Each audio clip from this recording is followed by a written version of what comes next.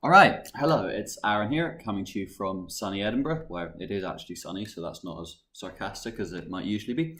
Um, and first one of these videos I've done in a while. First thing I'll say on that account is I never did do a part 3 of the Malta videos because I didn't really have a whole lot to say. So that's a 2-part series with occasional lies about a third part, which will never exist now. But do go back and watch those two if you're interested in the experience of doing a conference for the first time, because I think, especially in the during video, there's a few worthwhile things there. And now what I want to talk about quite briefly in this video is looking back on the first year of my PhD. Because it's about 11 months now since I started, so I've had a full academic year and most of an academic summer as well. And we'll just take those one at a time and talk a little bit about how I feel now about the process to date. So obviously I spoke to you, the audience, via the medium of vlog throughout the first year on various occasions. But what I haven't spoken about at all yet is the first year review, which happens at the end of the first year. I think people in most universities have something similar to this. Edinburgh, they call it a first year review, and we did it in April. I think everyone had theirs at some point in April, everyone who started in September anyway.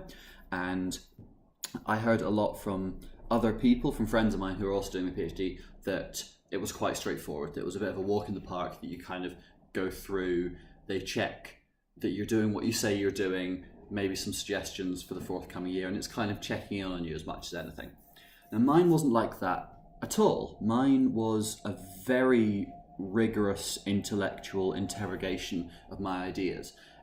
So it's maybe, that was quite terrifying at the moment, especially as I had maybe been led to expect something a bit easier, but it's probably good to talk about for people who are thinking of doing a PhD, who I hope there will be some of watching this video.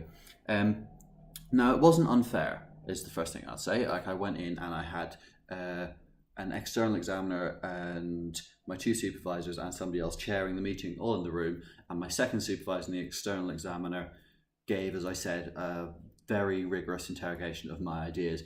They went full in on the theoretical side of it, ideas that I had about things like modernism or Marxist literary theory, these big background ideas that underpin my closer analyses. It was the big background ideas that I really had to defend my position on and sort of justify, and in some cases say, okay, you're right, and maybe I haven't thought about that as thoroughly as I should have. And so I had about an hour of that, and I've been reassured by a couple of the people who were in that meeting that I dealt with it pretty well, and also that that it was quite unusual for it to actually be as intense as that. So I didn't do really anything wrong to bring that on myself. Nonetheless, it was an interesting experience to have to put up quite such a stern defense of myself. I've been told that the whole meeting was very Viva-like, that it was the kind of rigor you'd expect at the end of PhD Viva, and hopefully that experience will stand me in good stead. And so since then, since the first year review, that was towards the end of April, and I've had the summer. And the academic summer is a strange beast because, of course, you don't get the summer off the way you do when you're an undergraduate student, but nor are you a fully salaried academic who has a year-round workload. So what you have is none of the structures that are in place through the academic year, of like weekly seminars you might go along to, you might see some of your friends and colleagues there, but you do still have to work, you still have to carry on. So I've spoken previously in these videos about it really being quite, like I knew before I started the PhD that it would be entirely self-directed, but coping with the reality of that is quite difficult. And I think of myself as a very independent person who's very happy going off, doing my own thing, setting my own deadlines and all the rest of it. But when your entire world is that, you sometimes find yourself grasping for structure a little. And I think it's fair to say that the summer has been a slight intensification of that. So I tried to do immediately after the first year review is maybe counterintuitively, rather than going in and working very specifically on the things that I've been pulled up on in the first year review, I kind of set that all to one side for a bit. I worked on a couple of papers that I'm submitted to various journals that I still haven't heard back from. So, maybe I can do a video for you all about rejection letters when I get some, or it might go better than that. Who knows?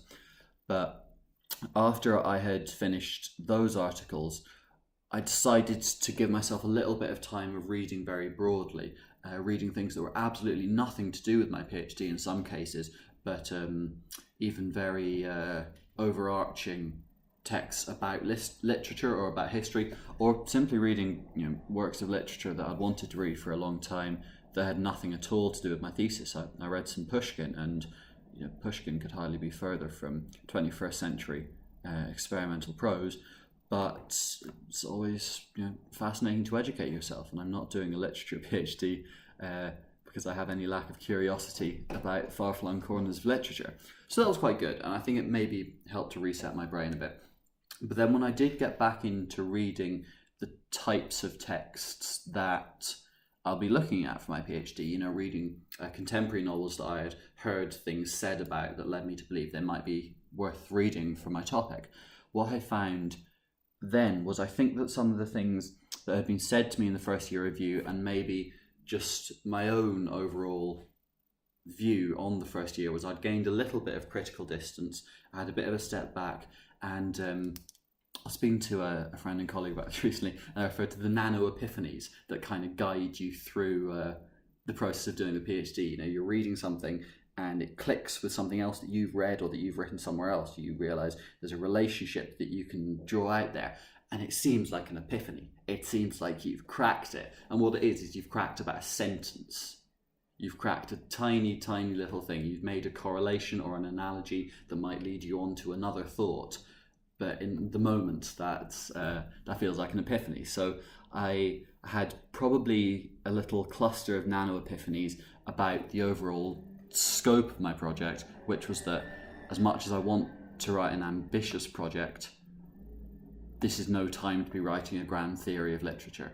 And it's probably just a problem that I personally have. I do tend towards the writing of grand theories, I think. And so it is still the summer. It'll be about a month until term kicks back in, and I'm sure I'll speak more with my supervisor about this and so on then. But what I'm focusing on at the moment is kind of trying to redraw the boundaries of my thesis and making it a smaller and more specific patch that I have to tend.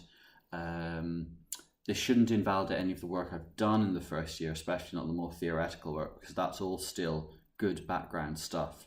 But what I'm thinking specifically on doing is focusing my attentions purely on Irish experimental novels since the 2008-2009 financial crash, and obviously you can then look at that in a very specific historical and kind of economic context post the fall of the Celtic Tiger, and so that's actually bringing my parameters way in, and at the moment I find that quite a refreshing thing to think about, is the idea of having a much more narrow field for my experiment.